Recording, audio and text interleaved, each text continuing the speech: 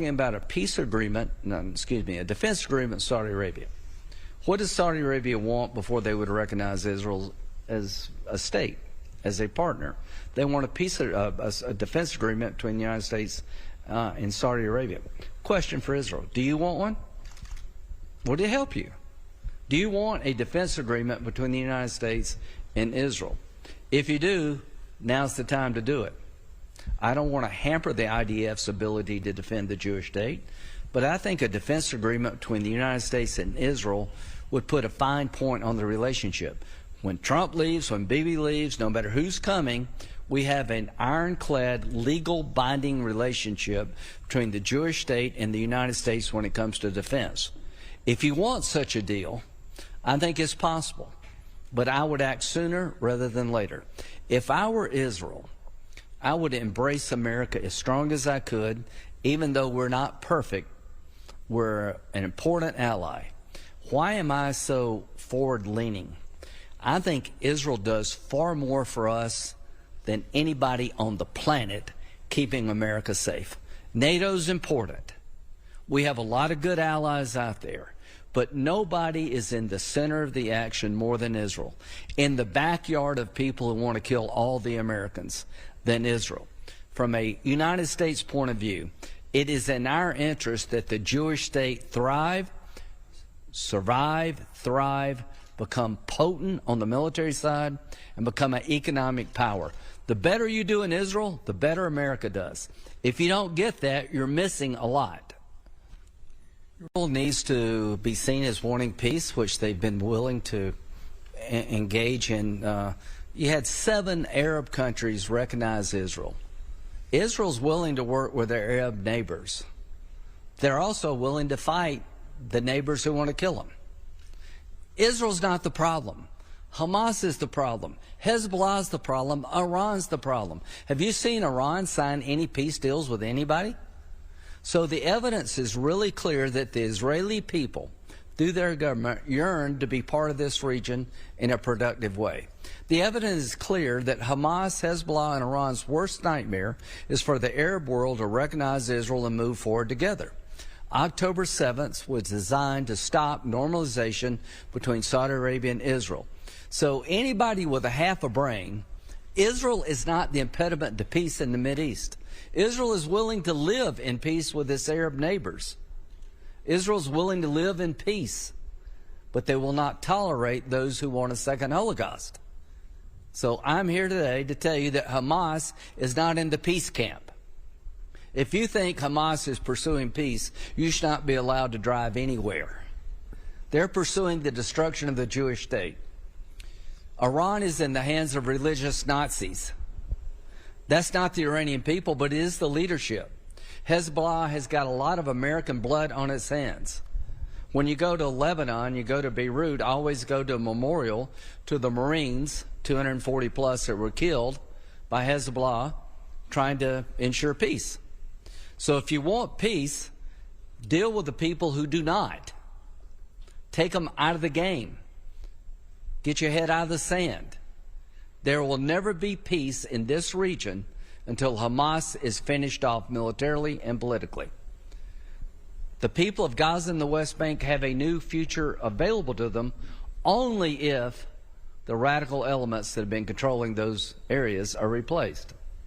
If you want peaceful Lebanon, you need to find a way to deal with Hezbollah, because they don't want peace with Israel.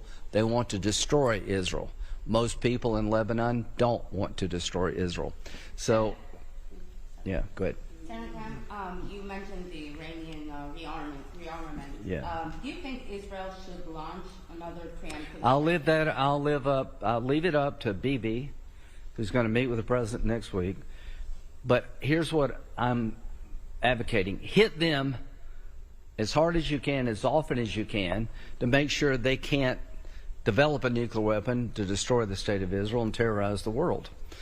Nothing has changed in terms of desire. The capability of the Iranians to build a weapon has been dramatically reduced, but not their desire. The capability of Iran to attack Israel has been reduced, but not their desire. So if you see an effort to regenerate the enrichment program, hit it. If you see an effort to build more ballistic missiles to terrorize Israel that may one day get to Europe, hit it now. To those who want to watch these problems get worse and say you love peace, no, you're just, appeasement does not lead to peace. The Iranian regime, in my view, is a religious theocracy bent on the destruction of Israel, purifying Islam, and attacking America, and nothing's going to change until they change. Senator, so we've been hearing a lot of anti-Israel voices throughout the world, throughout the Western world, and even throughout the American right. This is rather new, very strong anti-Israel sentiment. What do you think about it? There is not a strong anti-Israel sentiment in the Republican Party. They're loud people, but they don't represent the majority anywhere close. I'm from South Carolina. I'm a Republican. I can assure you that 75+% of Republicans in South Carolina cherish the relationship between the United States and Israel. Whether you believe, whether you're a Christian evangelical or not, Israel is a good deal for America. If the IDF, Mossad, and Shin Bet went away tomorrow, we would be blind in this region. The money we provide to Israel, we get back tenfold in terms of security. Israel is a platform, is a nation that is pro-American, that will share intelligence with us concerning our own security. Economically, Israel hits way above its weight. From an American point of view, Israel is a great economic partner, particularly in the AI space. From a national security point of view, if we had to replicate what the IDF does in fighting terrorism, we couldn't. The budgets would double, but we would not be able to do what Israel does because we're not from the region. So don't worry about the Republican Party abandoning Israel. We will not. We will confront those who suggest that Israel's a liability for America. When it comes to America, Israel has taken a hit, but it has all over the world. This is a war of television. You're winning on the ground, you're losing in the air, television-wise. Focus on achieving your war aims. The war aims is not genocide. If Israel wanted to kill all the Palestinians, they could. Hamas wants to kill all the Israelis, they can't. Hezbollah would kill everybody in Israel if they could. Nobody in Israel wants to kill everybody in Lebanon. Hamas is not destructed, though. They need to be, they're on their back foot. I celebrate the weakening of Iran and Hamas, but finish the job. So you asked me a question. I think support for Israel is strong in the Republican Party. I can't imagine a nominee in 2028 being the Republican nominee. If you want to run for president as a Republican in 2028 and you don't show strong support for Israel, I don't think you can win. To our friends on the Democratic side, I hope you'll up your game. I hope you'll realize that Israel's not the problem. The problem for peace is not Israel. Israel signed an agreement with 6 Arab countries. The problem in the region is Iran, Hamas, and Hezbollah. They're the ones that want to destroy Israel.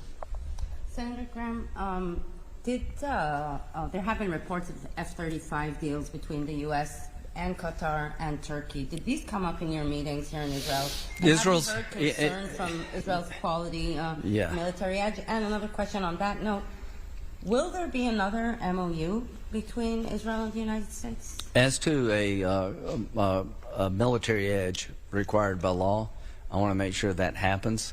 We've got good allies throughout the region. We're going to sell F-35s to Saudi Arabia. I'm okay with that. I think giving Turkey the F-35 would be a mistake, but they're part of NATO. So what should Israel do? Should they have stronger relationship with the United States or not?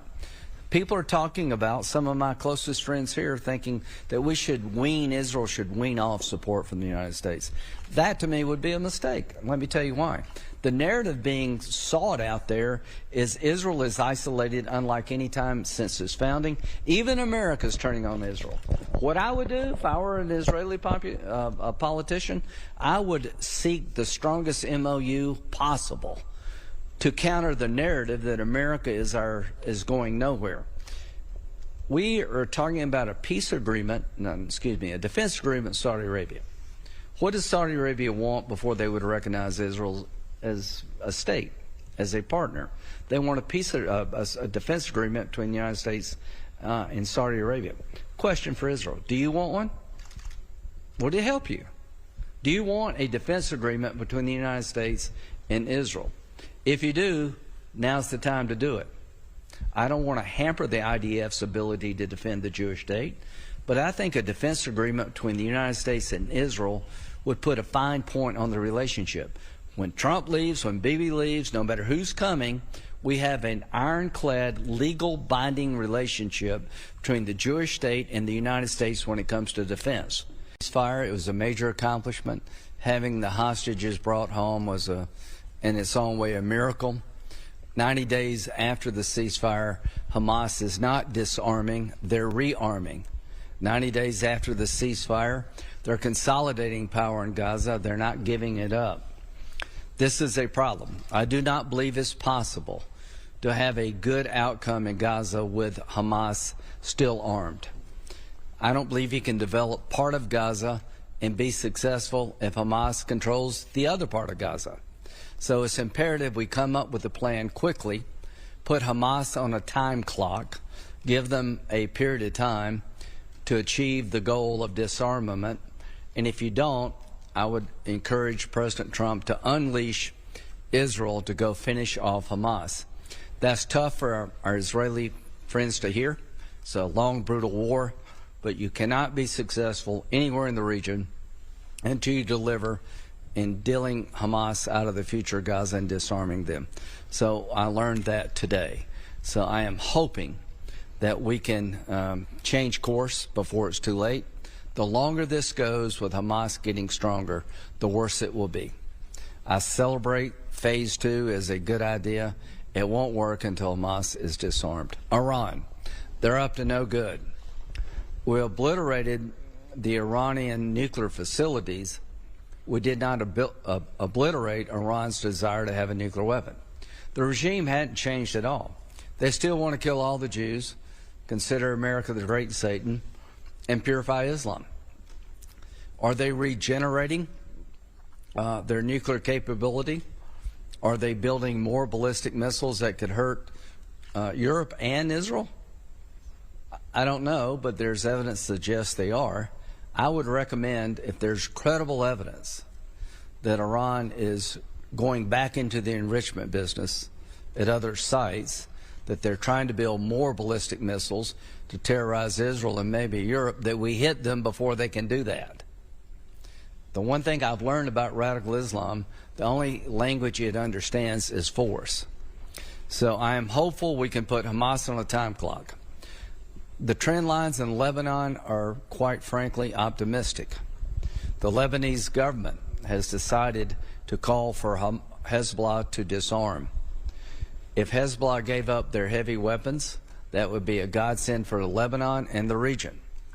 If Hezbollah refuses to give up their heavy weapons, down the road we should engage in military operations working with Lebanon, Israel, and the United States, where we fly with Israel, like we did with Iran, to take Hezbollah out.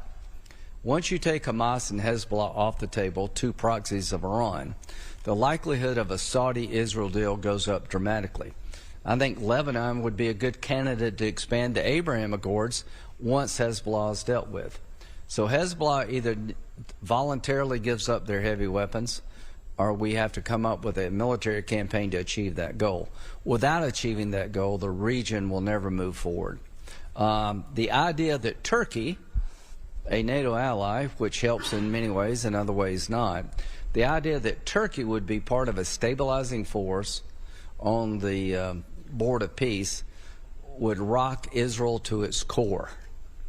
There is no political support anywhere in Israel for having Turkey being involved in the stabilizing force. Erdogan's comments against Israel are beyond the pale. So if anybody's thinking about having Turkey involved on the ground in Gaza, you would create a massive problem for our friends in Israel. Not left, right, it's everybody would have the same view.